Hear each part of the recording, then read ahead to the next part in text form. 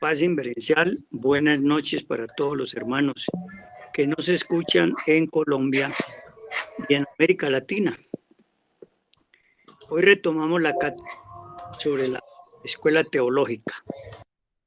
Hemos venido haciendo varios temas sobre la teología gnóstica en el desarrollo de la doctrina del maestro Samael Aún Weor. Nosotros no tenemos otra opción que circunscribirnos a lo que el maestro Samael nos enseñó en esta doctrina tan importante.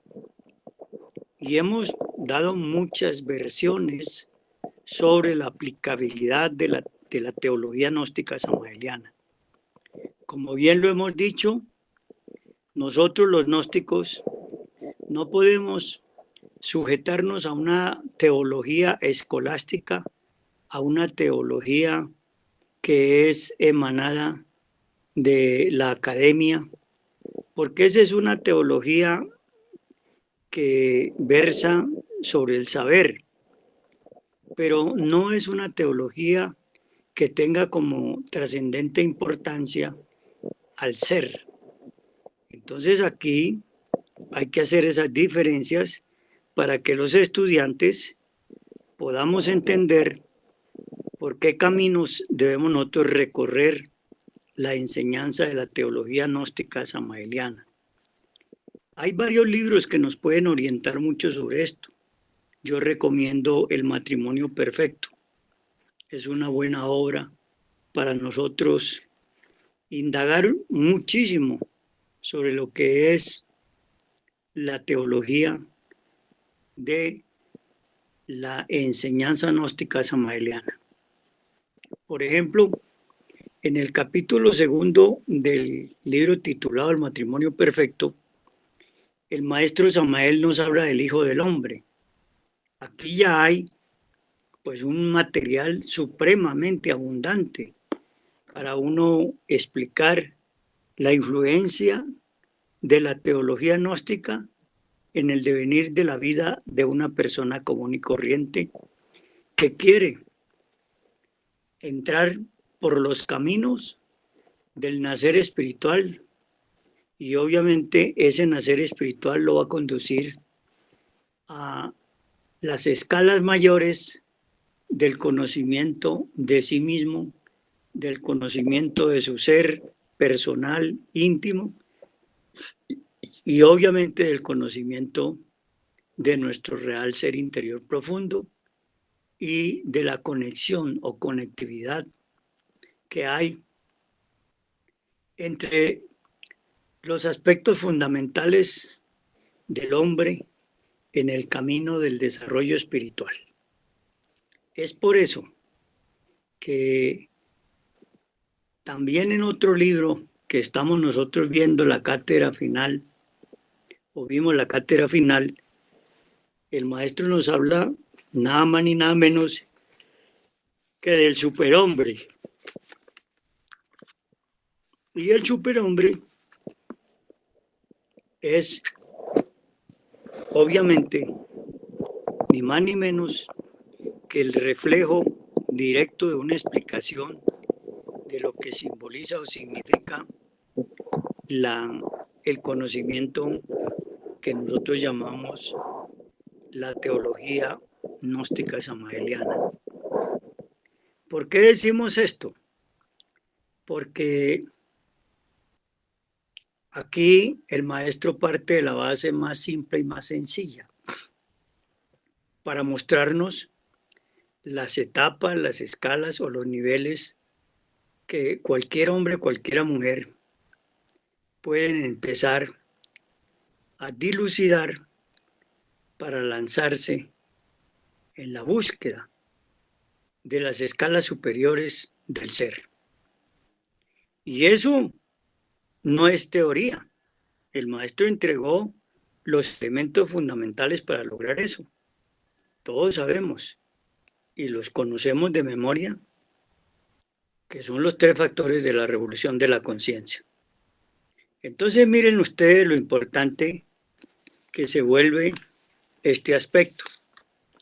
Y esa parte que les estoy anunciando, donde el maestro habla en el capítulo 2 sobre el Hijo del Hombre,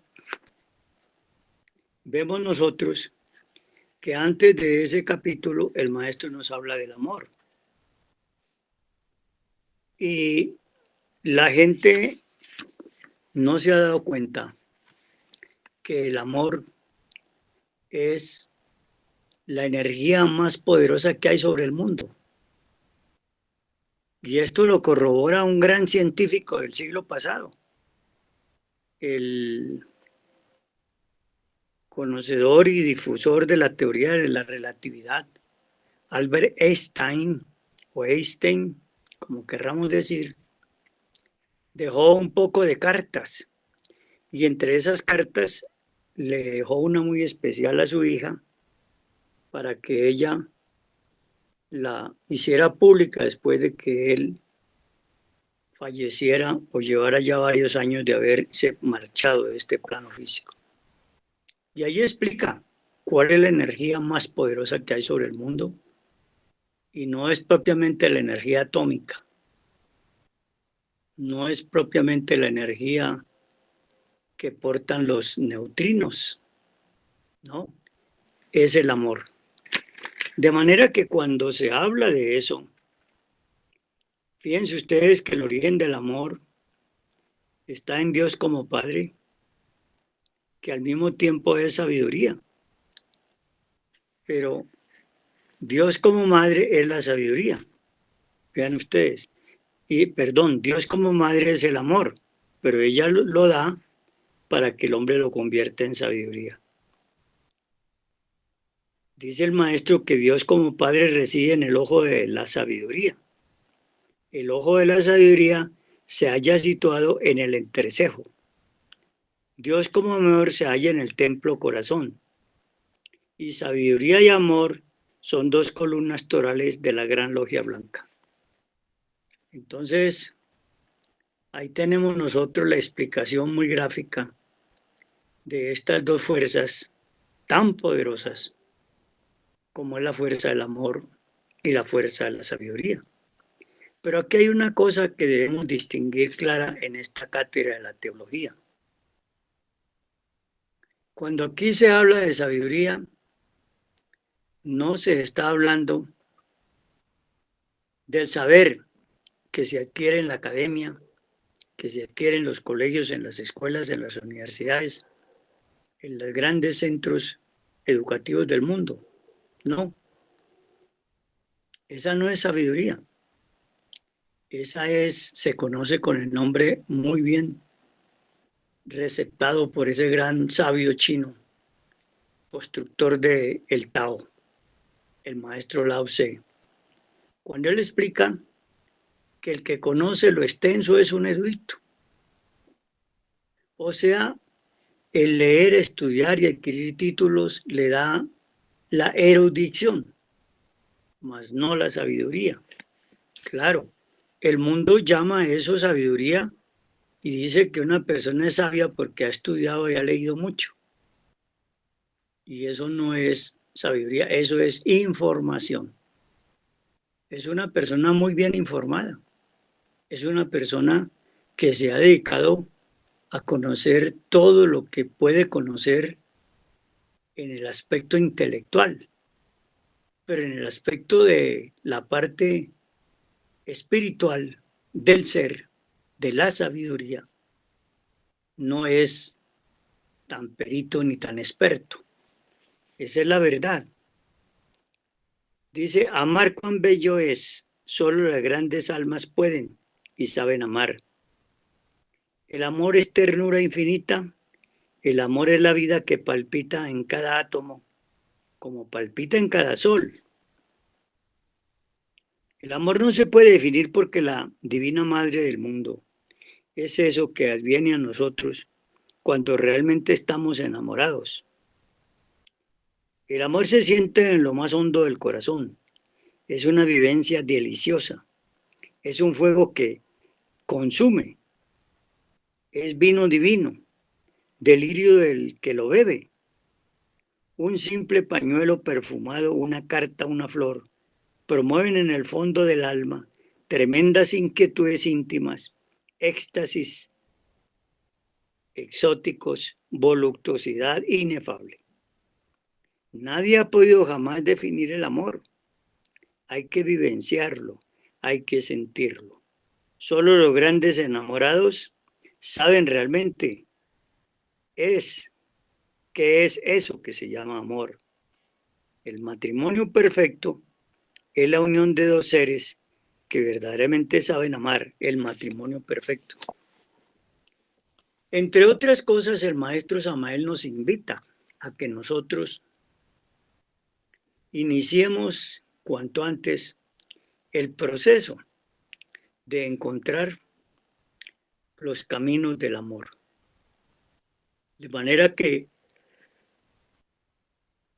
en el matrimonio perfecto se puede tomar como un sistema, como una didáctica, como un desarrollo frecuencial del cambio de una sociedad.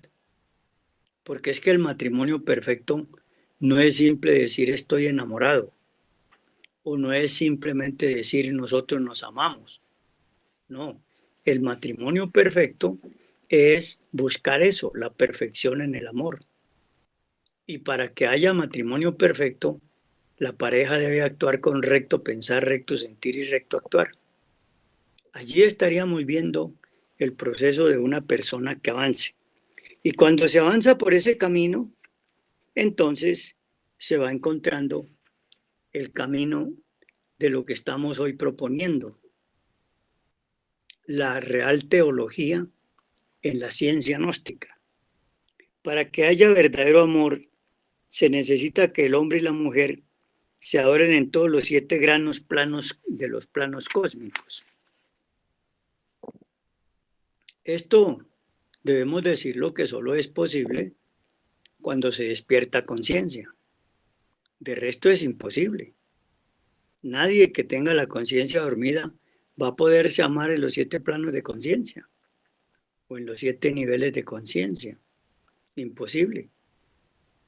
Una persona aquí puede llegar a amar en el plano físico, puede llegar hasta encontrar el amor en el plano astral, pero de ahí para arriba es difícil, porque ya entra el proceso desde que salimos del plano físico en la perfección. Y entonces tenemos que empezar a trabajar con otro tema que es bueno que ustedes lo analicen también conmigo, que el maestro nos habla muy claro sobre esa parte que se conoce como los árboles de la cábala esotérica. Me estoy refiriendo a los árboles del bien y del mal y el árbol de la vida. Entonces, si nosotros tenemos en cuenta eso, es muy importante que lo analicemos profundamente para que así de esa manera podamos responder con sano equilibrio a todos los aspectos que nos pueden llevar a un encuentro con una realidad objetiva. Y esa realidad objetiva no es otra cosa que el estudio fundamental de lo que simboliza o significa este proceso. Incluso el maestro Samael nos habla muy claro en esta enseñanza de la cábala esotérica, los orígenes de la cábala y quién fue el gran, diría, dimenciador de esa cábala esotérica. Así que nosotros tenemos que estudiar con mucha vehemencia, con mucha dedicación, todos estos aspectos para que podamos comprender lo que sería o significa verdaderamente la teología que nuestro maestro nos explica en este proceso en donde vemos como les decía yo a ustedes, los dos árboles, el árbol de la vida y el árbol del bien y del mal.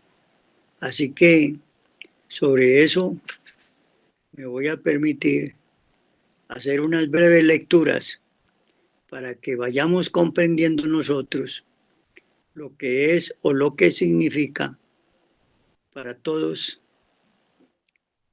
el proceso que el maestro nos habla.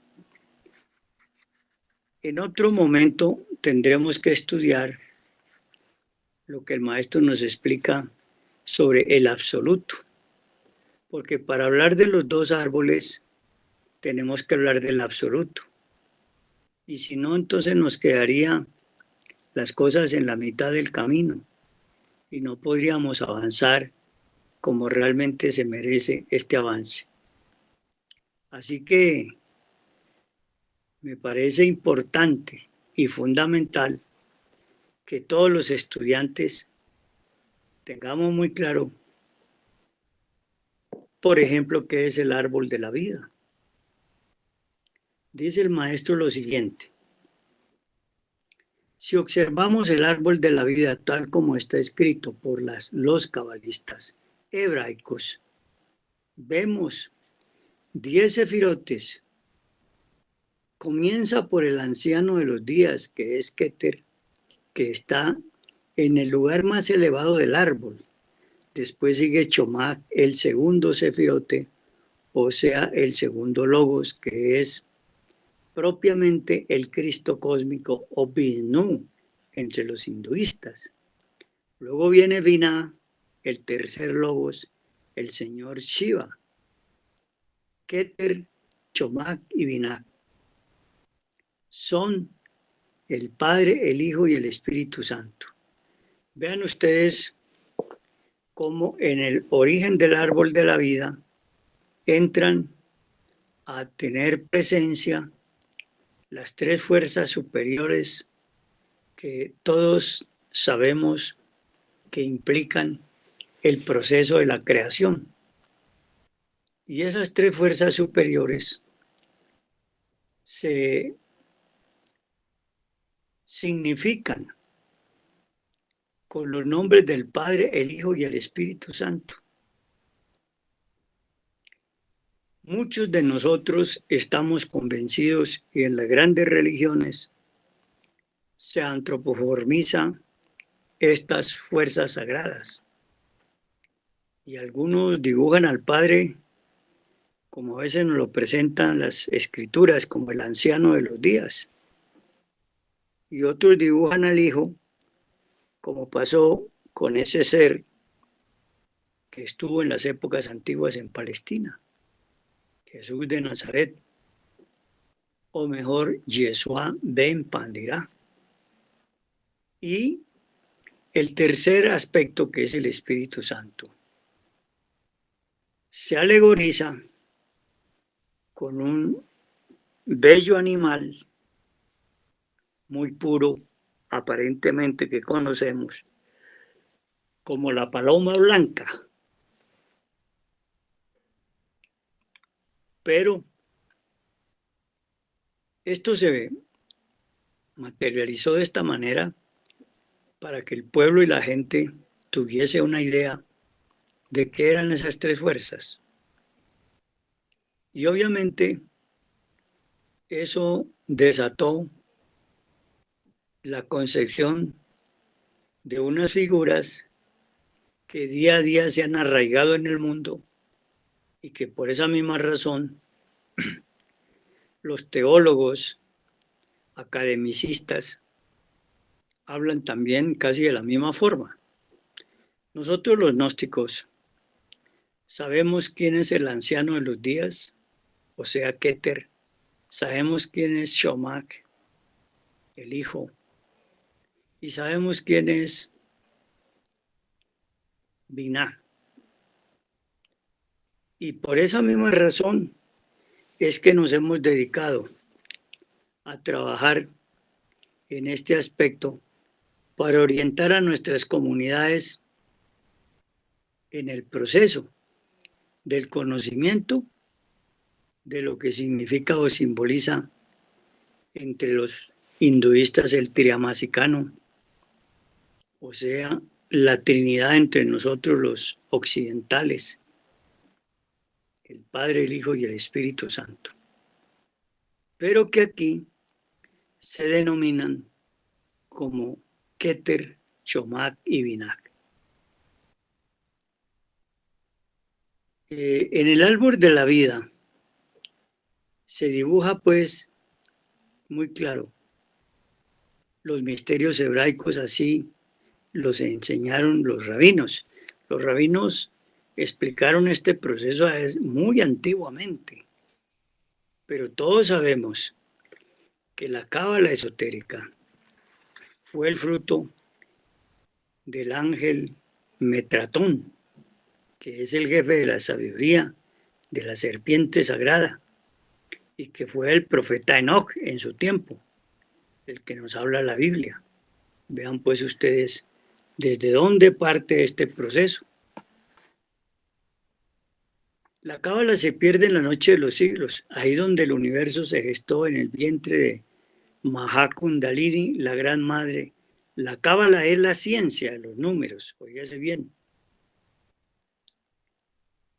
El ángel Metratón o Enoc nos dijo y nos dejó el tarot en el cual se encierra toda la sabiduría divina. Este quedó escrito en piedra. También nos dejó las 22 letras del alfabeto hebraico. Este gran maestro vive en los mundos superiores, en el mundo de Asilut, en un mundo de felicidad inconcebible. Según la cábala, es la región de Keter, un sepirote bastante elevado. O sea, este planeta está mucho más allá de lo que nosotros podemos imaginarnos. Todos los cabalistas se fundamentan en el tarot. Es necesario conocerlo y estudiarlo a fondo. El universo está hecho con la ley del número, medida y peso. Las matemáticas forman el universo. Los números vienen a ser entidades vivientes. Hay mucha gente, yo he conocido mucha gente que se ha dedicado a promover en forma popular el valor de los números. Y hoy en día tenemos entre nosotros muchos juegos de azar que están fundamentados todos en los números. Se usa pues el número para realizar muchísimas cosas en nuestra vida cotidiana. Y por eso es un poco difícil que la gente entienda que los números son vivos, que tienen una medida, un número y un peso. Y esas entidades vivientes se manifiestan en el mundo mediante ciertas formas, como bien lo explica el maestro, de medida y de peso. Vean ustedes, eso es importante, porque es una ley. La ley del número es medida y peso. Dice el maestro que quien penetra en Cheset, mundo del espíritu puro e inefable, puede verificar en esa región que ahí todo se reduce a números. Es una región terriblemente real. En este mundo no vemos las cosas tal como son, sino las imágenes de las cosas. Esta es una explicación que viene haciendo el maestro en muchos de sus libros, de que nosotros no vemos las cosas como son, sino que simplemente vemos las formas, pero nada más. Eso es todo. En Cheset se sabe cuántos átomos tiene una mesa, cuánto karma debe el mundo. Se sabe cuántas moléculas viven en cada cuerpo. Es un mundo de matemáticas. El mundo realista. En este mundo se cree uno que va a estar apartado de la realidad del mundo. Y ahí se vive en la realidad. O sea, en ese mundo de que nos habla aquí el maestro, en el mundo de Chesed, es un mundo real donde todo se evidencia, no externamente, sino profunda y en todas las formas, hasta llegar a conocer los mismos átomos de cada cosa, cada elemento, etcétera, etcétera. Vean ustedes qué interesante. En un templo se sabe qué cantidad de gente está autorrealizada y quiénes no. O sea, ahí ya lo que impera es el trabajo consciente. Son gentes despiertas totalmente, que pueden evidenciarlo todo. Allí no hay secretos para nadie. Si se mete uno a una cocina, se sabe qué cantidad de átomos tienen los alimentos que nos vamos a comer. Es un mundo terriblemente realista. Estamos hablando del mundo de Chesed, no se les olvide. En el mundo de Chesed se viene a saber quién es hombre de verdad. Y recuerden que empezamos esta cátedra hablándoles del tema del Hijo del Hombre. Y para eso les hice un comentario resumido de un escrito del maestro sobre lo que es el amor. Aquí tenemos otros aspectos que es bueno ir conociendo. Dice el maestro que una noche que estaba en el mundo de Chesed, penetré en un teatro. Ahí se balanceaban karmas y en una pantalla que es la de la creación se vio cómo pasaron los maestros del karma y en una gran balanza se colocó el karma de las dos potencias más grandes del mundo, uno en cada platillo, y la balanza se inclinó en contra del coloso del norte. Debe un gran karma, va en declive, va a caer fulminado porque lo que se debe hay que pagarlo en cualquier forma. Estaba hablando el maestro aquí de la época del siglo pasado de la Guerra Fría, donde había dos superpotencias, la que se conoció con el nombre de la Unión Soviética y la que se conocía como el paraíso americano, los Estados Unidos de América.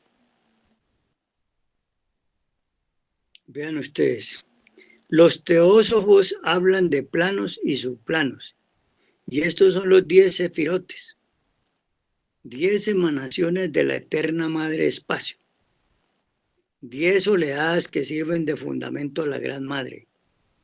Como pueden darse cuenta, nos está hablando el maestro aquí muy claro del árbol sefirótico, de los sefirotes. Dice, los 7 planetas del sistema solar son los 7 sefirotes y el triuno sol espiritual es la corona sefirótica. Vean ustedes, los 7 planetas del sistema solar son los 7 sefirotes y el triuno sol espiritual es la corona sefirótica. Nos vamos a detener aquí un poco para analizar esto, porque cualquiera podría salir a decirnos, los gnósticos están confundiendo la teología con la astrología. Y nosotros tendríamos que decirles que nosotros no confundimos la teología con la astrología. Lo que pasa es que nosotros tenemos la simbología en el árbol sefirótico de la realidad objetiva de lo que significa el universo en general. Planetas, sistemas, galaxias, universo en general, etcétera, etcétera. De manera que no es, pues, un invento del maestro, ni es que aquí se quiera hacer mezclas de una cosa con la otra. Lo que hay e ignoran los conocedores de estas ciencias que hoy en día se toman como ciencias ultramodernas, pero que desde la antigüedad y en otras razas no eran ni siquiera ciencias, eran simplemente el conocimiento normal de todos los seres que habitaban esas razas, la protoplasmática, la hiperbórea, la raza lemur y aún la raza atlante. Nosotros fue los que nos decaímos tanto que a duras penas conocemos las estrellas porque las vemos, nada más. Por esa razón, el maestro nos habla aquí de que los 7 planetas del sistema solar son los 7 sefirotes y el triuno sol espiritual es la corona sefirótica. Estos sefirotes viven y palpitan dentro de nuestra conciencia y tenemos que aprender a manipularlos, a combinarlos en el maravilloso laboratorio de nuestro universo interior. Imagínense otra cosa bien interesante aquí que nos enseña el maestro. Nos dice que así como en el macrocosmos están los 7 sefirotes, dentro de nosotros también están esos 7 sefirotes en el microcosmos hombre y que nosotros tenemos que buscarlos y aprender a reconocerlos. Por eso él dice que estos sefirotes viven y palpitan dentro de nuestra conciencia y tenemos que aprender a manipularlos y combinarlos en el maravilloso laboratorio de nuestro universo interior. En el maravilloso laboratorio de nuestro universo interior. Vean ustedes. Qué interesante sería que fuésemos capaces de ponernos a trabajar sobre estos aspectos. Sería tremendamente interesante. ¿Por qué razón? Porque nosotros encontraríamos ahí la explicación del origen de nuestras vidas y del origen de nuestros mundos. Dice el maestro, gracias a los sefirotes se puede uno transformar en hombre. También hay séfiras. Como hay iones positivos, hay iones negativos. O sea, los sefirotes serían aquí positivos y las séfiras serían negativas. Este es un dato muy importante que nosotros debemos de tener muy en cuenta. Necesitamos realizar esos 10 sefirotes porque están aquí con nosotros aquí y ahora. Esos 10 sefirotes realizados en un individuo le convierten en un autorrealizado. Parecen gemas preciosas incrustadas.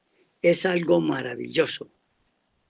O sea, que lo que estamos diciendo desde un principio sobre la necesidad de conocer nuestra propia teología gnóstica y extractarla de nuestra propia, diríamos, concepción significativa y simbólica en el interior de nuestro ser, porque es que nosotros conocemos el cuerpo físico, pero no conocemos los demás cuerpos, ni aun siquiera el cuerpo vital,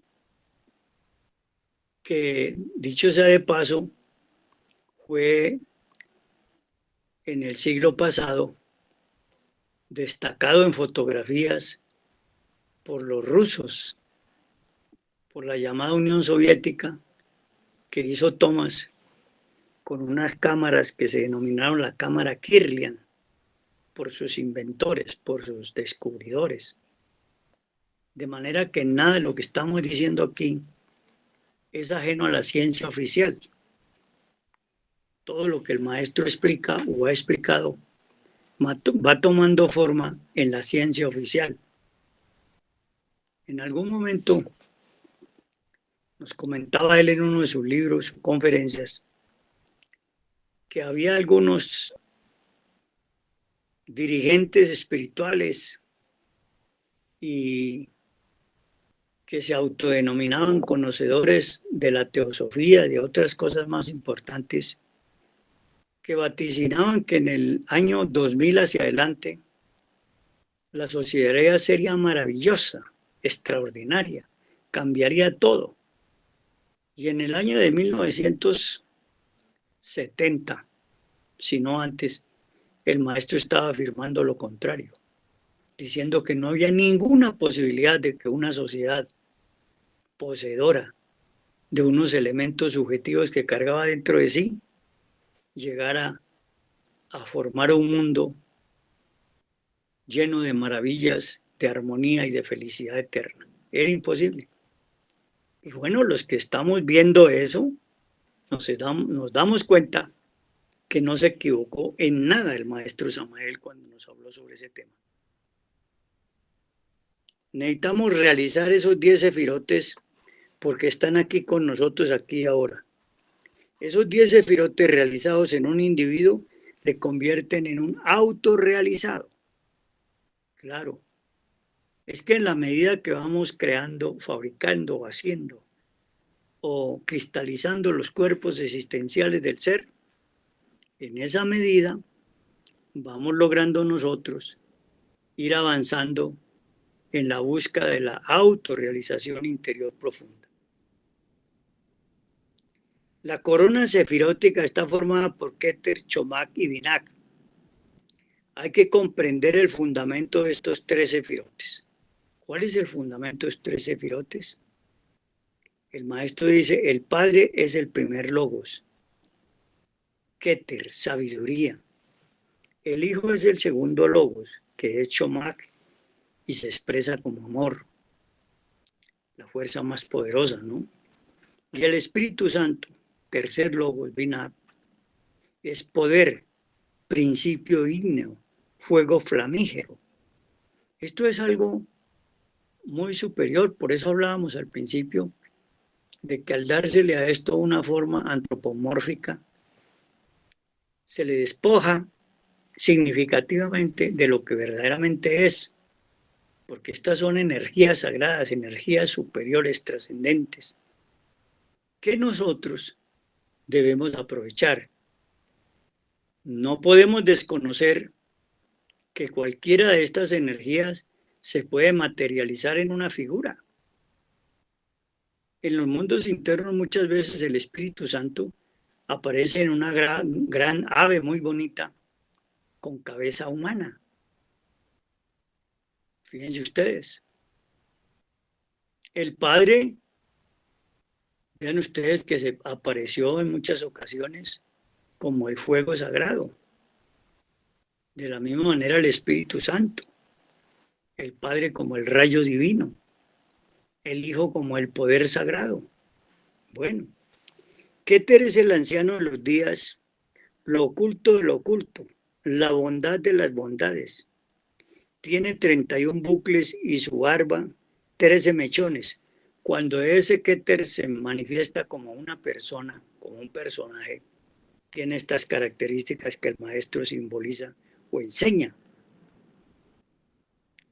Esos 13 simboliza el verbo. Los 13 simboliza el verbo, la palabra. Entre otras cosas, es el Aeón 13, ¿no? Vean ustedes. Sobre él se ha hablado maravillas. Uno puede entrevistarse con él a través de el samadhi, o sea, el éxtasis, para recibir sus órdenes. Él es misericordia infinita, sabiduría íntegra. Ahí tenemos pues lo que hemos dicho. No podemos desconocer que estas fuerzas sagradas se manifiesten al hombre en la forma más simple como el hombre como nosotros podríamos entenderlo o asimilarnos con él. Y es sobre la base de una forma humana. Dice, Chomá es el Cristo, es amor. El Cristo aguarda para que el discípulo algún día trabaje en la novena esfera y lo prepare con infinito amor. El instructor del mundo es amor. De manera que si nosotros nos declaramos discípulos acérrimos del Cristo, deberíamos de ir pensando seriamente en cómo vamos desarrollando el amor, que es tan difícil, porque ya lo hemos leído, lo hemos explicado y el maestro lo dice, que el amor es indefinible, no lo podemos definir, el amor no lo podemos resumir, el amor no lo podemos sintetizar, no hay ninguna forma, porque es una energía sublime y trascendente que solo es posible verificarla en un estado muy sublime, como el que aquí el maestro nos presenta. Chomag es el Cristo, es amor.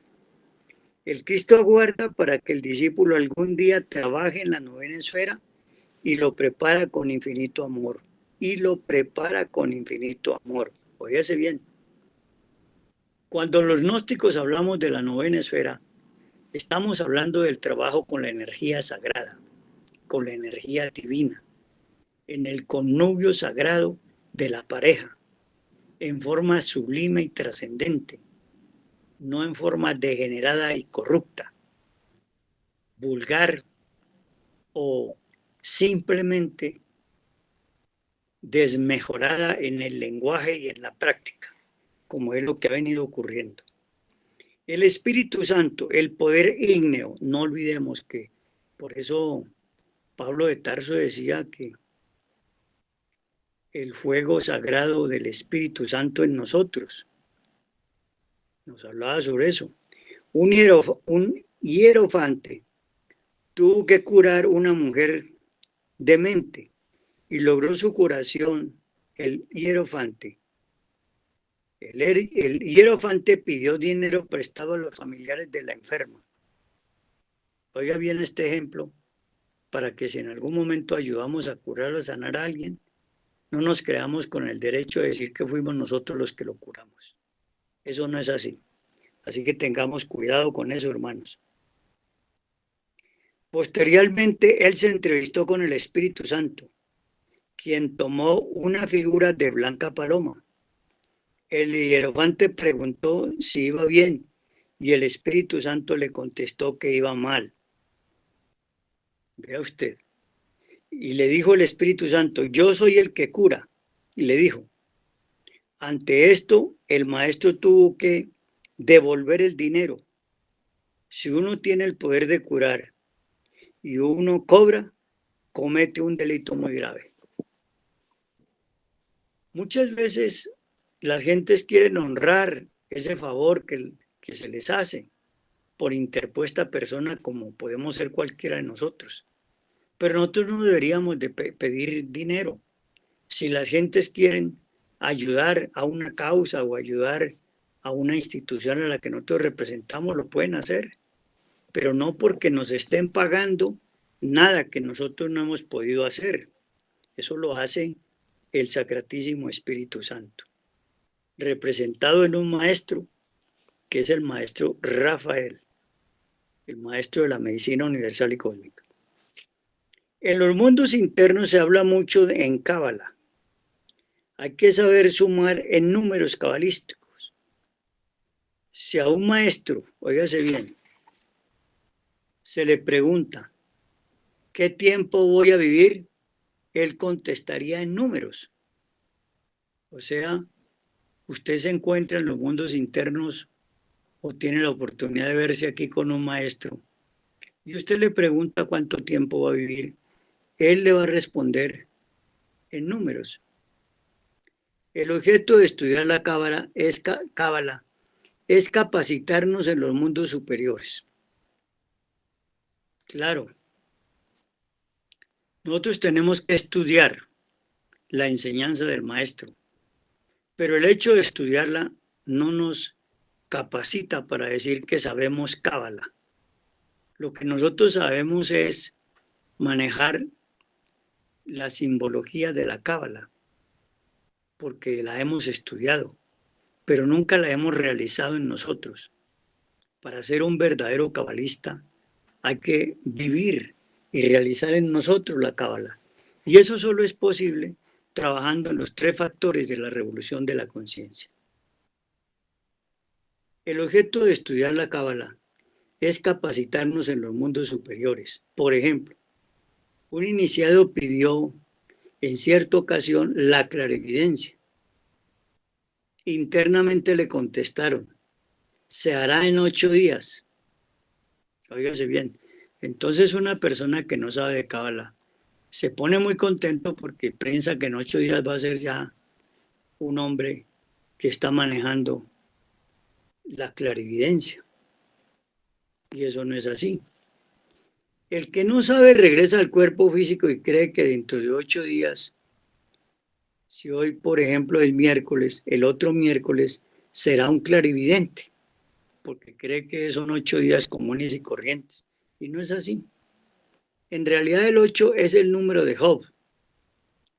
Y le indicaban que tenga paciencia. El que desconoce queda confundido en los mundos internos.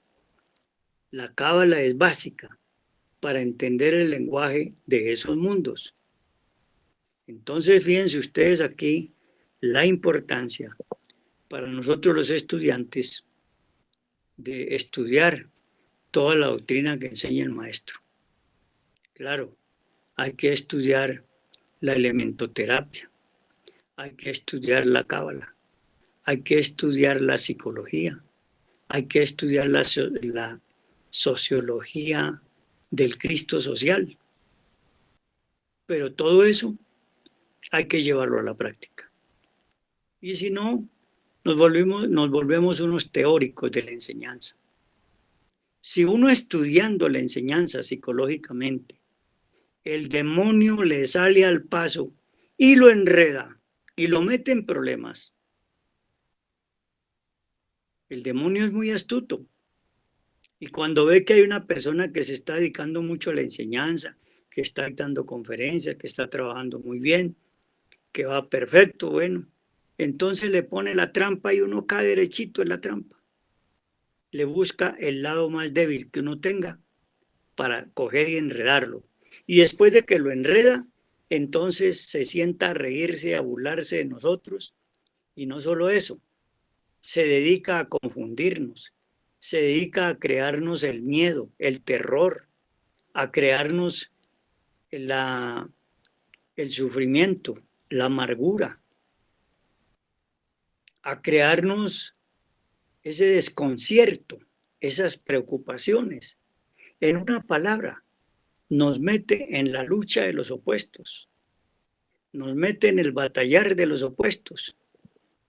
Y ahí tenemos pues nosotros el grave problema para salir de ese proceso.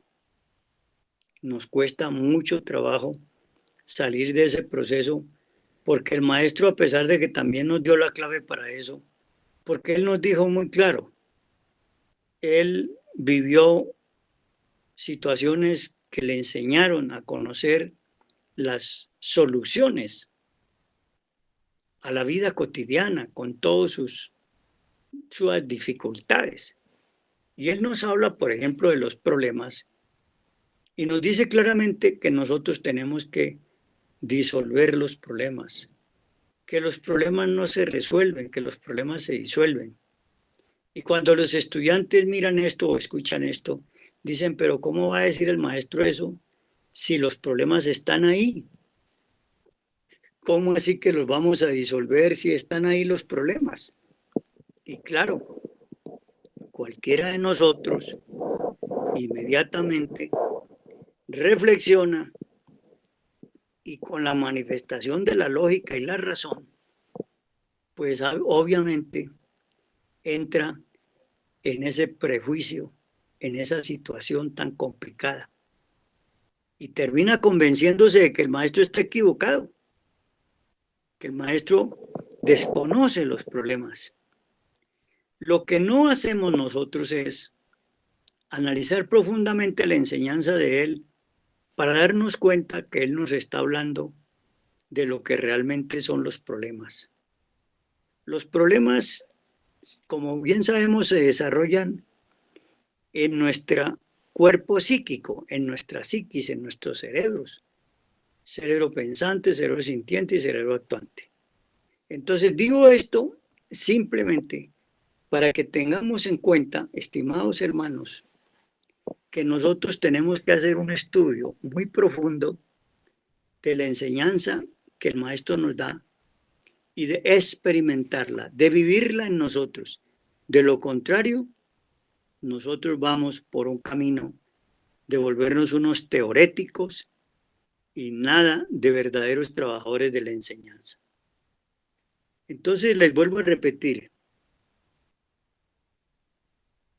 es obvio que los estudios cabalísticos deben ir acompañados del trabajo sobre sí mismo. Escuchen esto, lo que estaba diciéndoles. Yo no puedo, bajo ningún punto de vista, dedicarme a estudiar la Cábala ignorando que necesito trabajar psicológicamente para entender la Cábala, para entender toda la enseñanza que el maestro nos da. Él se cansa de decírnoslo, pero nosotros lo ignoramos o lo pasamos por alto. Es obvio que los estudios cabalísticos deben ir acompañados del trabajo sobre sí mismos. Se tiene que hacer conciencia de dichos estudios. Óigase bien, se tiene que hacer conciencia de dichos estudios. Es lo que estoy diciendo. ¿Qué nos ganamos con aprendernos de memoria los símbolos y las simbologías de la Cábala si no somos capaces de tratar de vivir eso en nosotros? ¿Y cómo hacemos para vivir eso? Ya lo hemos dicho y el maestro nos lo repite.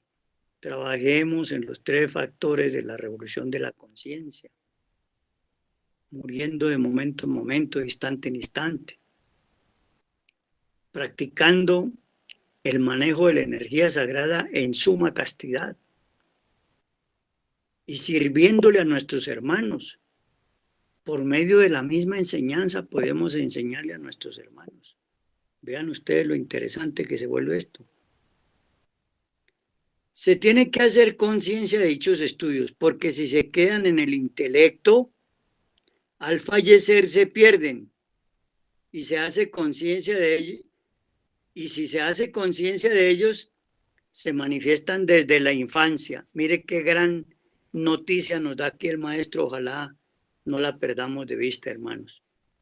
Todo lo que hagamos en la vivencia, los 3 factores de la revolución de la conciencia, va a ser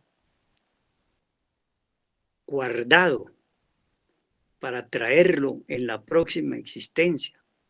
Pero si nosotros nos dedicamos es simplemente a leer y a leer y a leer y a explicar, pero no vivimos nada ni somos conscientes de esa enseñanza, entonces, hermanos, terminamos simplemente teniéndolos en el intelecto y cuando fallecemos, eso todo desaparece. Perdimos el tiempo de todo lo que le metimos al intelecto, porque no lo vivenciamos, porque no lo llevamos a la práctica.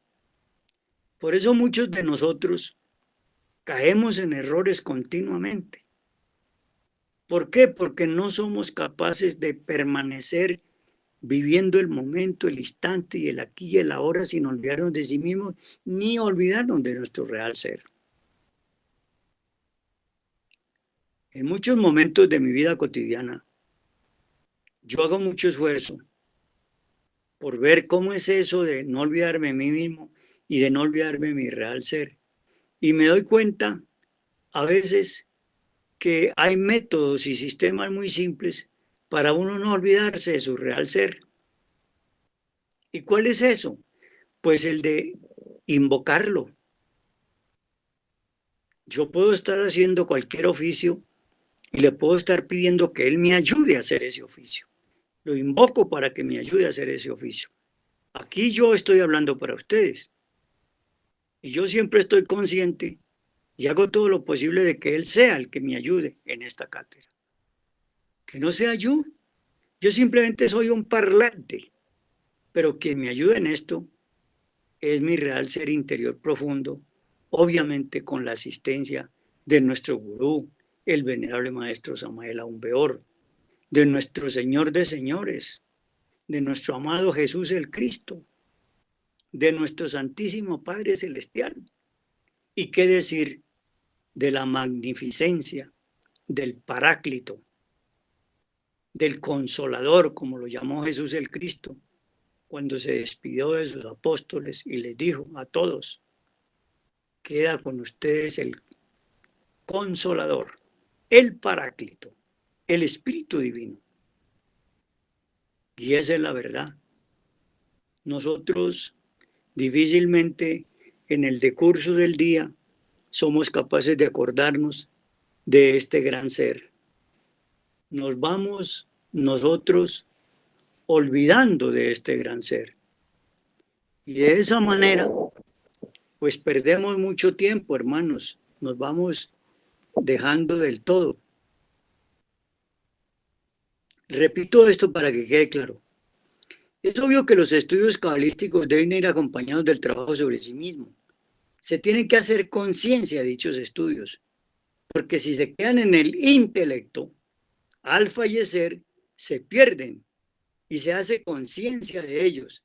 Se manifiestan y se manifiestan desde la infancia. Imagínese usted qué cosa tan hermosa, que uno desde niño empiece a recordar todas estas cosas. Un iniciado quiso saber en cierta ocasión cómo iba en los estudios esotéricos. Y su gurú le habló cabalísticamente diciéndole: te faltan 58 minutos para terminar la obra y tienes que traer 36 bolívares a 32 kilogramos y las iniciaciones deben ser calificadas. Entonces miren lo que nos dice el maestro. 58, además de ser la recapacitación en las cartas menores, al sumarlo nos da la muerte. O sea, hay que morir definitivamente.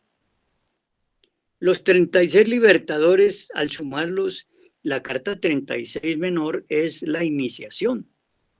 O sea, hay que entrar en la iniciación. Y para eso, al sumar eso, nos da la novena esfera, que es precisamente la forma donde vamos a cristalizar los cuerpos existenciales del ser. Y nos habla de 32 kilogramos. El 32 en cartas menores es la magnificencia, pero en las cartas mayores es el 5, que es la pentalfa. Óigase bien, la pentalfa. ¿Qué es la pentalfa? Nada más ni nada menos que aquella estrella de 5 puntas que significa el microcosmos y también el macrocosmos. Si a un iniciado le faltan 58 minutos, quiere decir que ya no tiene ni una hora para liberarse. Óigase bien. 5 más 8 igual 13, muerte. Sí, se habla de un minuto, es que ya le queda poco. Las 36 bolívares, San Martínez o Morelos son los libertadores. Vean ustedes, da 9 la novena esfera, el sexo, el trabajo con la lanza. Son 36 trabajos básicos fundamentales. Vean ustedes, los 32 kilogramos por las 32 vías, la pentalfa. Óigase bien, ahí está. Entonces el maestro suma 58 más 36 más 32, le da 126. Y 126 lo suma 1 más 2 más 6, eso da 9. Todo el trabajo de la novena esfera, le están diciendo. Este es el lenguaje cabalístico que se usa en la logia blanca. No se deben olvidar las sumas entre sí. Son sumas cabalísticas. Se debe ser 100% práctico. Cuando ya se conozca el significado de los 22 arcanos, se estudia la parte práctica de la predicción para que se use inteligentemente en cada caso de la mucha importancia. Los 22 arcanos hay que aprenderlos de memoria, claro, para poder saber de qué uno está hablando. Para ser cabalistas completos hay que estudiar, hay que grabar en la memoria estas enseñanzas. O sea, estimados hermanos, que se necesita por encima de todo que nosotros conjuguemos, como bien nos lo ha enseñado el maestro, para que lleguemos a la comprensión creadora. Hay que equilibrar el ser con el saber. Aquí se necesita equilibrar el saber con el ser para poder desarrollar una verdadera cábala. De lo contrario, seríamos ineptos. Si se supera el saber, se vuelve una cábala intelectual. Y si se desarrolla el ser, se vuelve una cábala mística. Entonces, tenemos que equilibrar las dos cosas para poder lograr este proceso. Bueno, hermanos, hasta aquí dejo mi cátedra en el día de hoy. Espero que haya sido de utilidad para todos ustedes y que la puedan disfrutar leyendo, obviamente, muchos de los libros del maestro. Nosotros no somos personas que hablamos haciendo valer que somos capaces de interpretar al maestro y que somos capaces de hacer cátedras, como se dicen ahora, cátedras especiales, cátedras magistrales. No, nosotros hacemos una cátedra común y corriente, que es la cátedra que el maestro nos invita a que hagamos. Paz inverencial, hermano, muy buenas noches para todos. Los esperamos mañana en la cátedra de la psicología revolucionaria.